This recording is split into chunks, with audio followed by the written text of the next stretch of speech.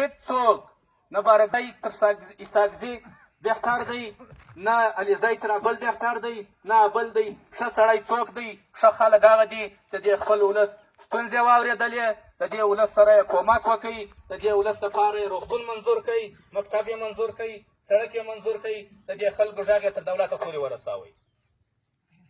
موږ تاسو ماستې څخه دا پوښتنه ده که په کلي کې تربورګلوۍ لرئ یا د نورو قومو سره بدۍ لرئ یا نور مشکلات لرئ، په دې شي باندې موږ تاسو نه جوړېږو.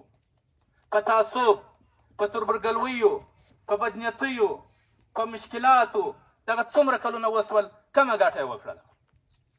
تاسو ووایاست یوه ګټه یې ولسوالۍ ته وکړه، تر هغه هم در په دره سړک نسته، روغتون نسته، د ژوند هېڅ سهولت نسته.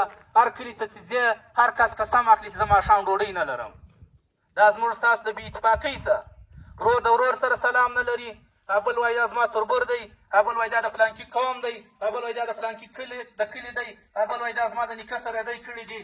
وسړیه دا ټول زموږ ورونه دي، د ټولو سره به سلام اچوو، د ټولو سره به کومک کوو، په ټولو به د دې ولسوالۍ مشکلات حلوو.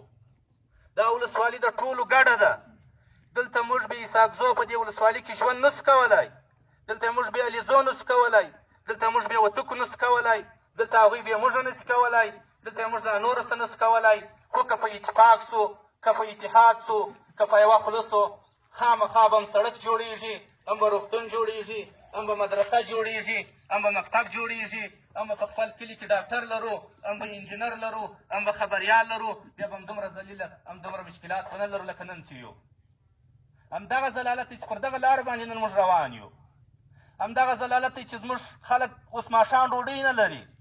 همدغه تر هغه ټول بد حالت دی چې موږ په کور کې همدا بحث کوو چې دا فلانکی زما تربور دی، دا زما دښمن دی، دا د فلانکي قوم دی. دا کیسې به نه وي.